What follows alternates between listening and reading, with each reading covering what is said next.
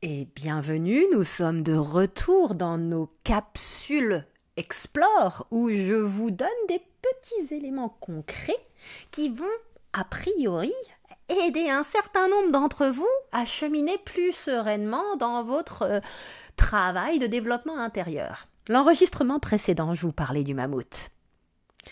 Cet enregistrement, aujourd'hui, je vais vous parler de l'enchevêtrement de pelote de laine. Nous sommes, chacun d'entre nous, chacun d'entre nous est un enchevêtrement parfaitement unique d'un certain nombre de pelotes de laine, chacune parfaitement enchevêtrée et emmêlée.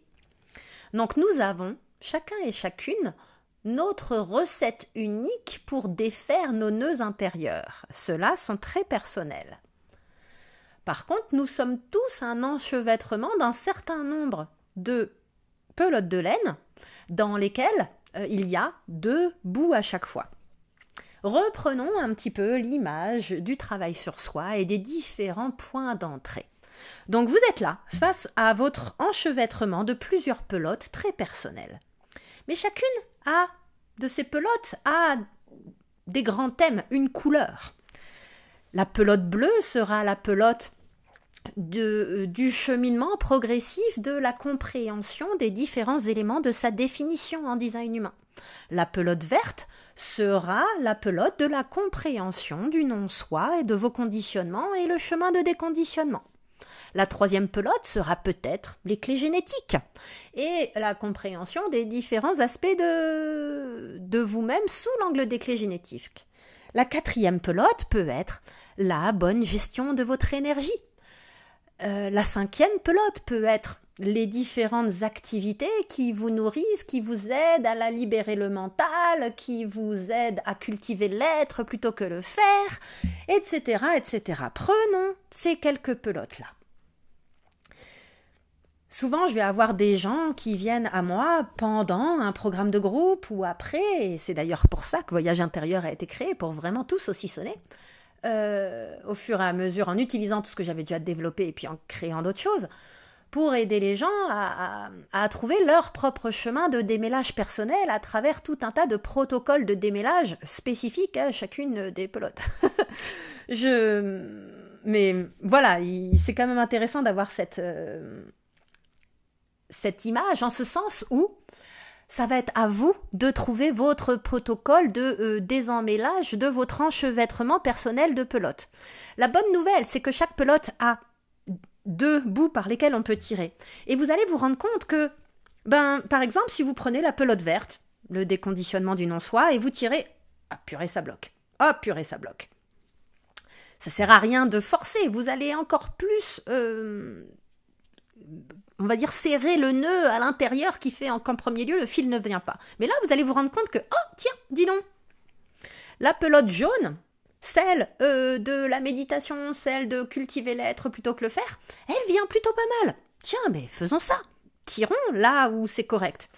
Et puis vous vous rendez compte que vous n'avez pas forcément envie 100% du temps de tirer le fil jaune et que le fil rose, celui de la gestion de l'énergie, il vient assez facilement aussi. Formidable! Et vous vous retrouvez alternativement, selon l'humeur, à tirer un fil ou l'autre. Et puis un jour, il y a le fil de la gestion de l'énergie qui bloque. Mais là, vous vous rendez compte que, pour une raison que vous ignorez, en fait, en laissant les choses décanter, le fait d'avoir tiré sur le fil rose et le fil jaune fait que le fil vert qui bloquait au début, il vient plus facilement vers vous. Parce qu'il s'avère qu'en cheminement sous l'angle de la bonne gestion de votre énergie, vous avez levé un certain nombre d'œillères ou d'angles morts qui étaient les vôtres et que vous arrivez un petit peu plus à aller à la rencontre de votre non-soi. Peut-être aussi qu'à un moment donné, vous avez tiré un peu la ficelle des clés génétiques ou alors de votre définition en design humain et que vous avez débloqué telle ou telle chose en tirant, parce qu'à ce moment-là, c'était correct pour vous de tirer et vous sentiez que la ficelle venait bien. Et puis, un nouveau nœud. Donc, il s'agit toujours de se dire, j'ai cet enchevêtrement très personnel en face de moi. J'ai plein d'entrées possibles, j'ai plein de ficelles que je peux tirer. Je fais confiance à ma capacité à trouver la ficelle de moindre résistance à tirer, à trouver celle qui est aussi la plus naturelle pour moi en fonction de là où j'en suis actuellement. Et je ne vais pas me forcer coûte que coûte à tirer de A à Z toute la ficelle bleue, celle de comprendre son design. Elle bloque. À quoi ça sert de serrer? Allons explorer autre chose. Il y a tellement de points d'entrée. Cette résilience, cette élasticité, cette plasticité, si je peux même utiliser ce terme-là, cette flexibilité, c'est ça qui va faire la clé d'un cheminement intérieur juste. Une fois que vous aurez dégrossi qu'en tirant les ficelles par-ci par-là, vous allez vous rendre compte que vous allez avoir les 3/4 tout d'un coup de la ficelle bleue qui vient toute seule, parce que c'était grâce à tout le travail préparatoire, ce terreau que vous avez cultivé en trouvant à chaque fois le meilleur moyen pour vous au regard de la réalité de là où vous en étiez pour travailler sur vous, en honorant à chaque fois la réalité de ce dans quoi vous étiez, en arrêtant d'essayer de forcer, tout en restant engagé à l'égard du démêlage.